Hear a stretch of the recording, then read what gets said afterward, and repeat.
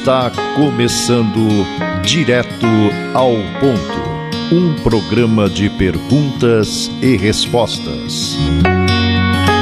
Direto ao Ponto, a sua dúvida analisada de forma lógica e equilibrada. Direto ao Ponto, uma realização do grupo Os Mensageiros.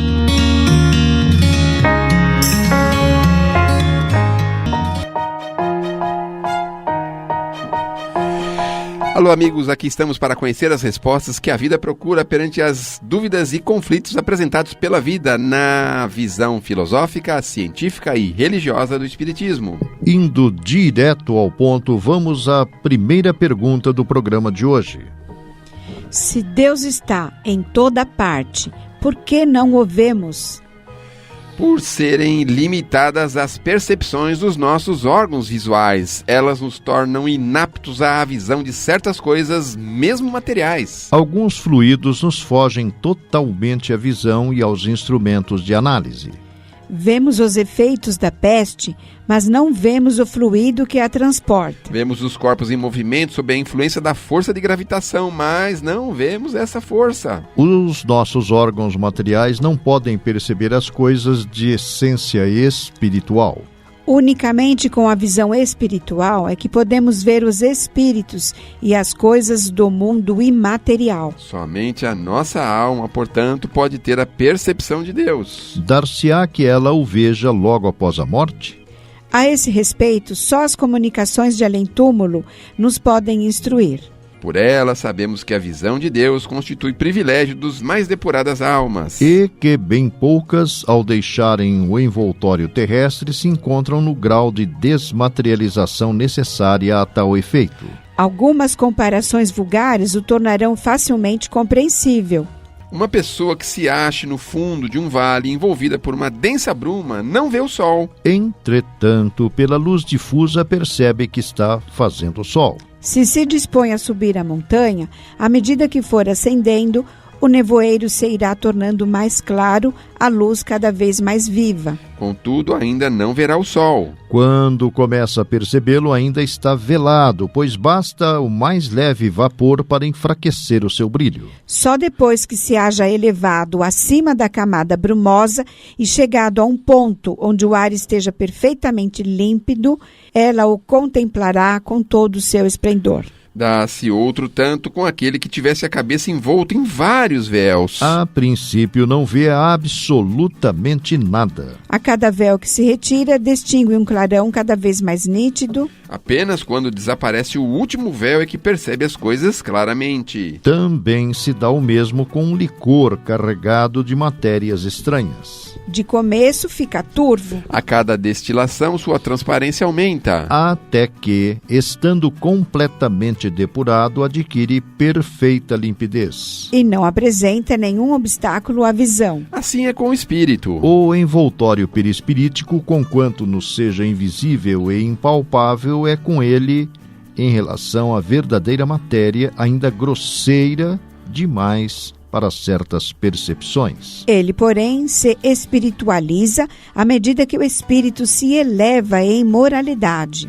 Deus sendo a causa primeira de todas as coisas, o ponto de partida de tudo, o eixo sobre o qual repousa o edifício da criação, é o ponto que importa considerar antes de tudo. Ele é, de princípio, elemento que se julga de uma causa pelos seus efeitos. Até mesmo que não se veja a causa. A ciência vai mais longe. Calcula o poder da causa pelo poder do efeito.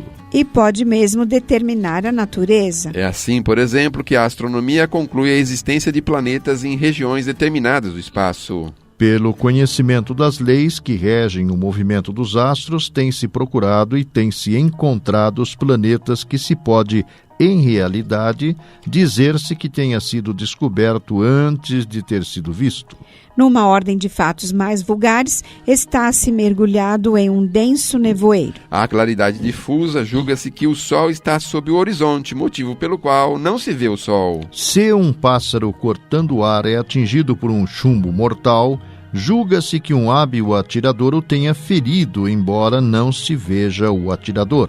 Não é, pois, necessário ter-se visto uma coisa para saber que ela exista. Em tudo é observando-se os efeitos que se chega ao conhecimento das causas. Um outro princípio também elementar e passado à condição de axioma à força da verdade é que todo efeito inteligente deva ter uma causa inteligente. Se indagássemos qual é o inventor de tal engenhoso mecanismo, O arquiteto de tal monumento, O escultor de tal estátua, o pintor de tal quadro, que se pensaria disso se respondesse que eles foram feitos exclusivamente sozinhos? quando se vê uma obra-prima de arte ou indústria, disse que deva ser o produto de um homem genial.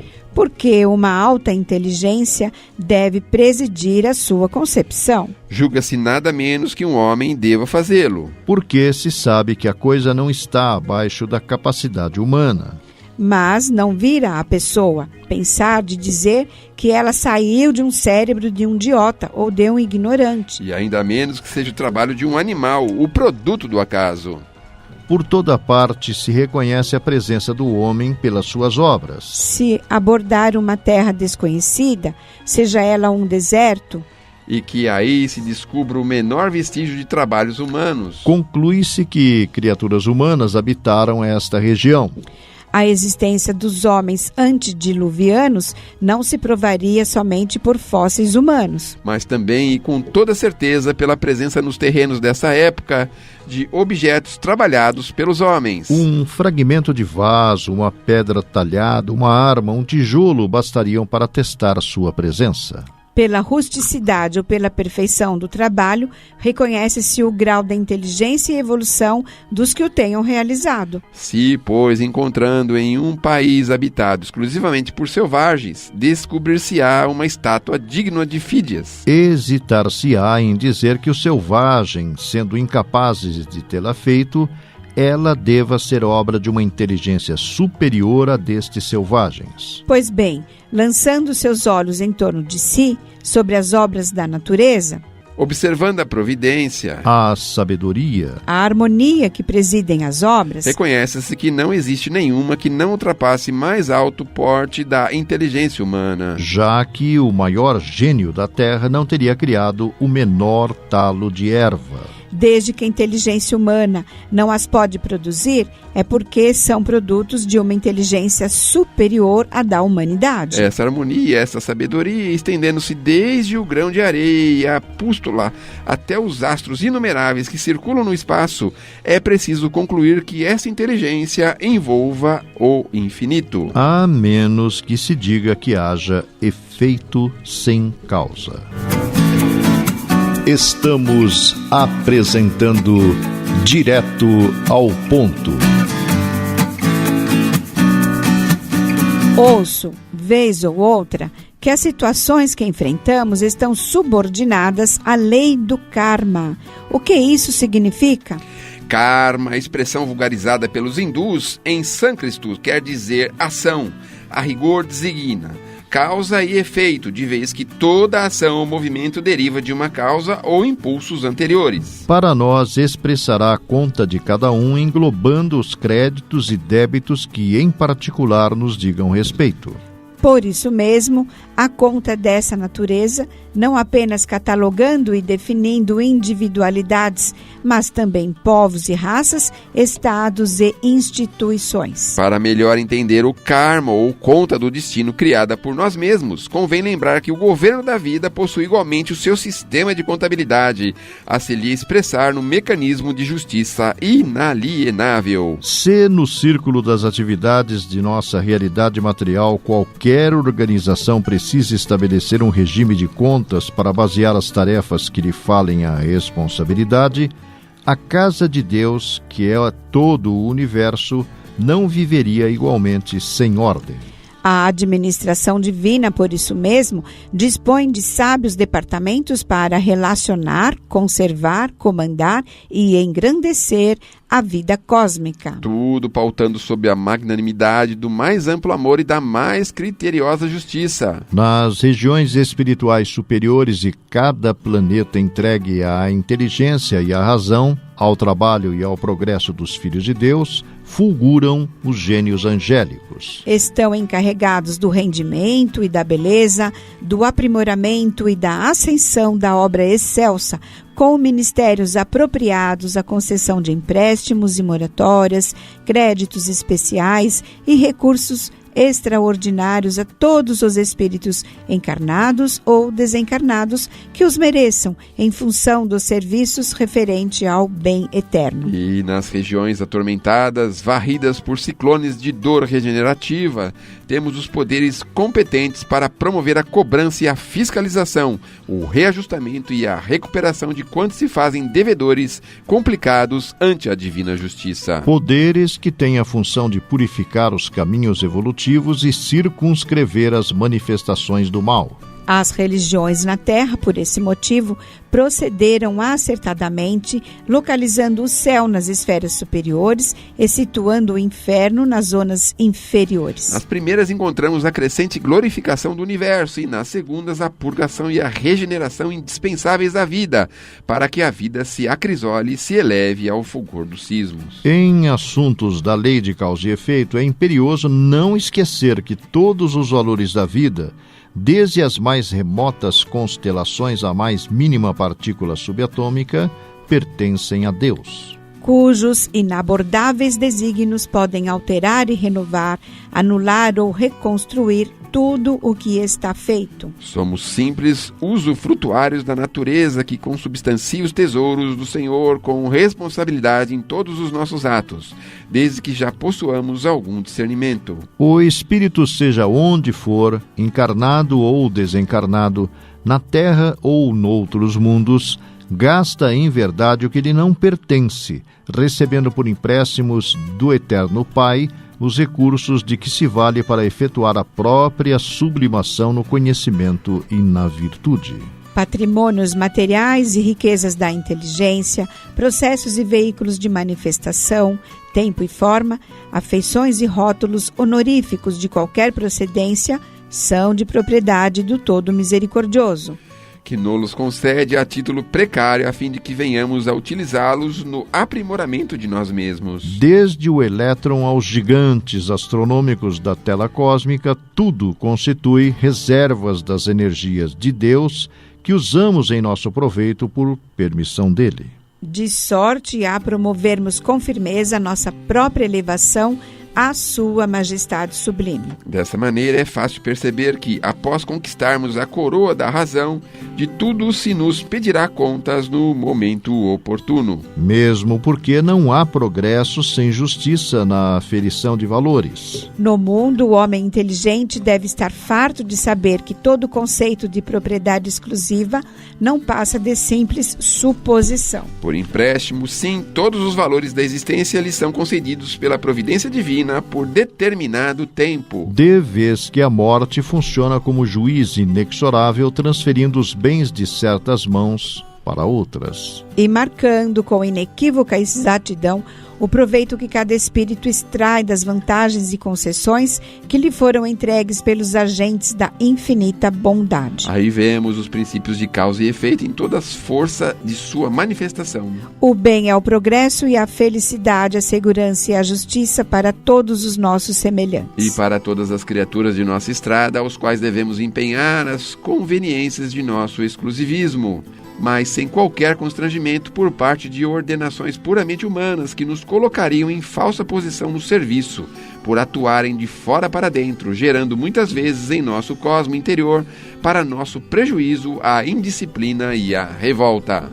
O bem será, desse modo, nossa decidida cooperação com a lei, a favor de todos. Ainda mesmo que isso nos custe a renúncia mais completa, visto não ignorarmos que, auxiliando a lei do Senhor e agindo de conformidade com ela, seremos por ela ajudados e sustentados no campo dos valores imperecíveis. E o mal será sempre representado por aquela triste vocação do bem, unicamente para nós mesmos, a expressar-se no egoísmo e na vaidade, na insensatez e no orgulho que nos assinalam a permanência nas linhas inferiores do espírito. Da justiça ninguém fugirá. Mesmo porque a nossa consciência, em acordando para a santidade da vida, aspira a resguardar dignamente todos os débitos de que se onerou perante a bondade de Deus. Entretanto, o amor infinito do Pai Celeste brilha em todos os processos de reajuste. Assim é que, se claudicamos nessa ou naquela experiência indispensável à conquista da luz que o Supremo Senhor nos reserva,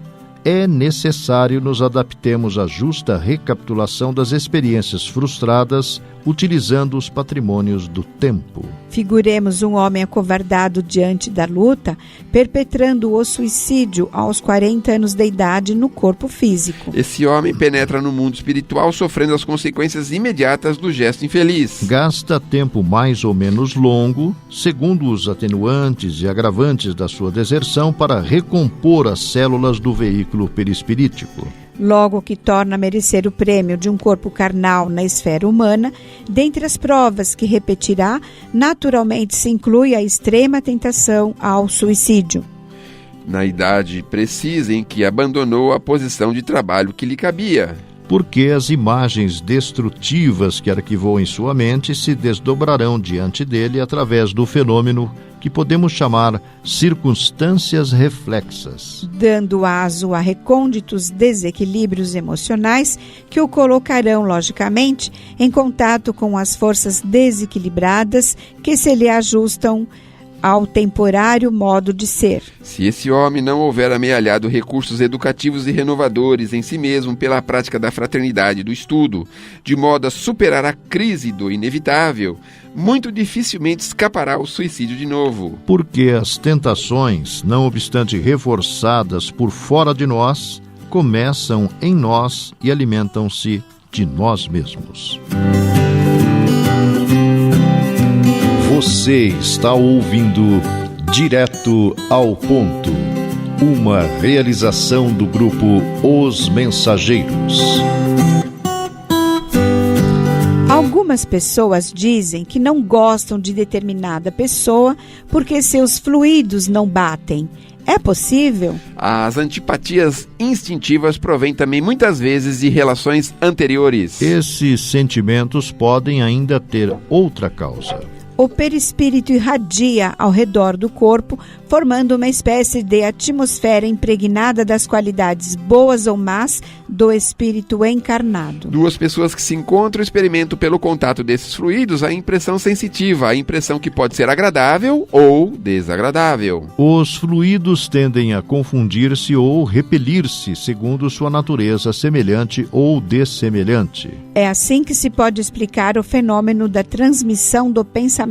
Pelo contato desses fluidos, duas almas de algum modo leem uma na outra, elas se adivinham e compreendem sem se falarem. Os fluidos, os mais vizinhos da matéria ou menos puros, por consequência, compõem o que se pode chamar mais ou menos puros por consequência, compõem o que se pode chamar a atmosfera espiritual terrestre.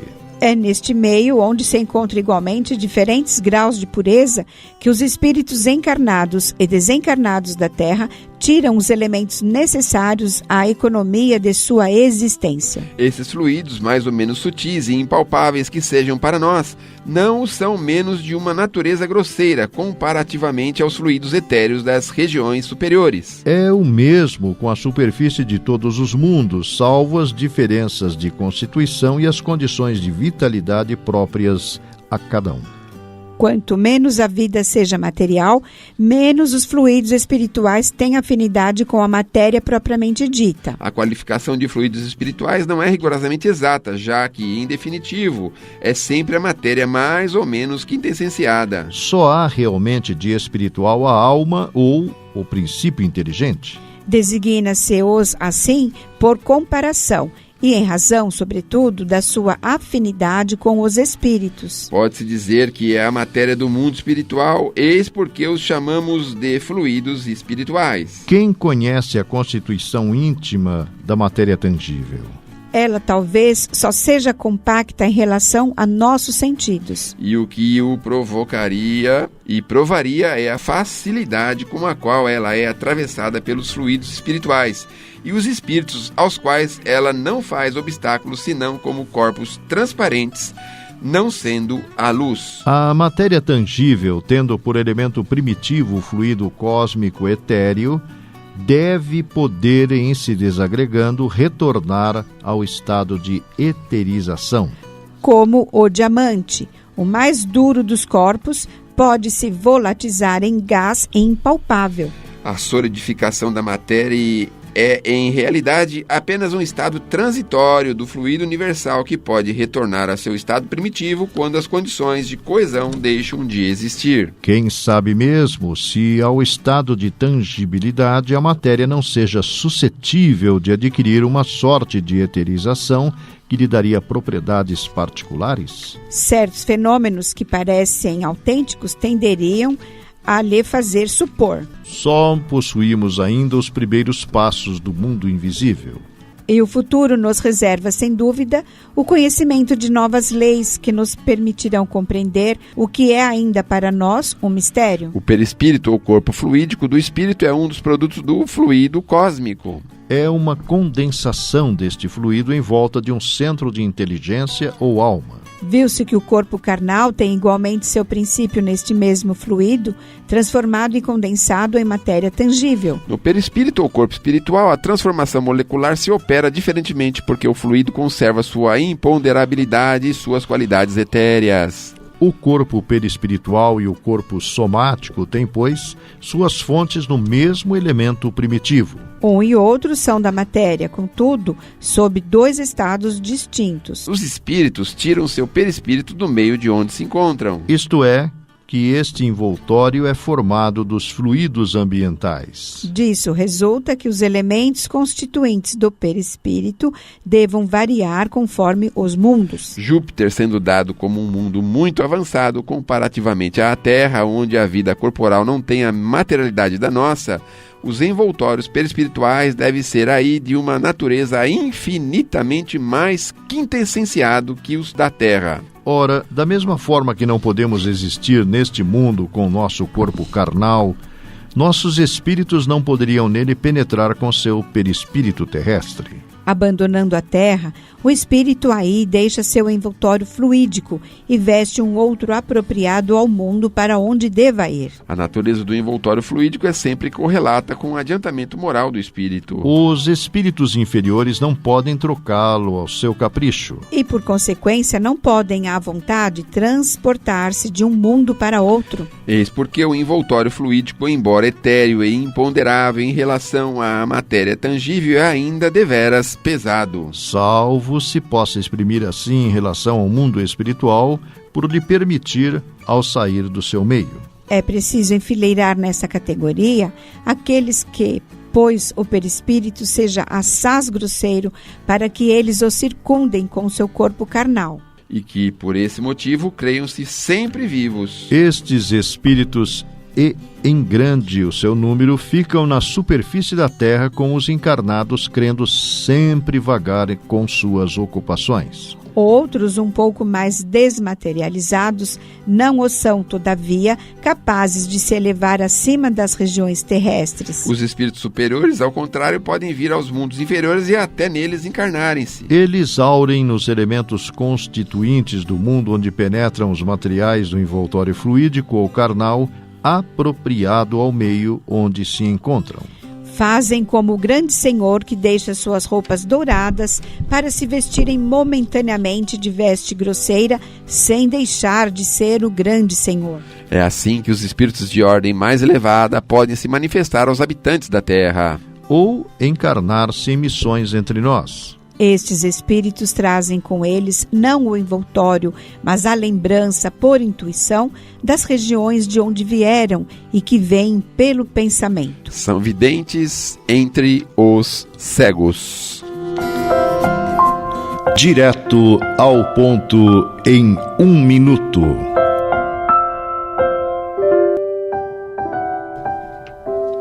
Deus sabe. Deus conhece, em verdade, todos os sofrimentos. Não acuses ninguém pela dor que hás de passar nas ruas. Não agraves a luta das crianças sem lar. Não faças julgamento de supostos culpados. O que o céu quer saber é o que fazes no bem. Não condenes, ampara. Deus acredita em ti. Emmanuel. Mais uma mensagem concisa do nosso companheiro espiritual Emmanuel. Meus amigos, meus irmãos, vamos em frente com as suas colocações sempre sábias e altruístas. Vejam bem, muitas vezes nós queremos trazer os nossos mais piores problemas para dentro de casa, sendo que na maioria deles, aqueles que conosco convivem jamais poderiam ter ideia daquilo que está nos afligindo. Por isso é preciso filtrar para trazermos para casa aquilo que for de melhor, para sabermos amenizar, diminuir e não ressaltar as dores que passamos no meio da rua. Por essa razão, meus amigos, os nossos irmãos estão sempre dizendo: não acredite-se que esteja sofrendo indiscriminadamente e sem uma razão de ser. Pense no bem, pense no amor, pense para frente e para cima e acredite, muitas vezes o problema que estamos recebendo é 1/1000ª parte daquele que deveríamos cumprir e resgatar. Por isso não há por que se desesperar. Por essas razões, meus amigos, ao vendo pessoas na rua, crianças, irmãos nossos envolvidos com as químicas, não possamos julgamentos, porque muitas vezes não sabemos quem são efetivamente os culpados. O céu, na verdade, não quer saber de nada disso. Ele só quer saber de nós a prática do bem. Condenações, palavras impróprias, palavrório podem ficar por nossa conta, mas a prática do bem é que vai ser nos levado em conta. Por isso, procuremos amparar a quem quer que seja, dentro de casa ou fora dela. Façamos isso acreditando no poder maior do Criador, e o Criador nos utilizará como seus instrumentos de bem aqui na terra. Sejamos seus instrumentos, confiando ardentemente em seu poder, em sua bondade, em seu amor. Palavras finais.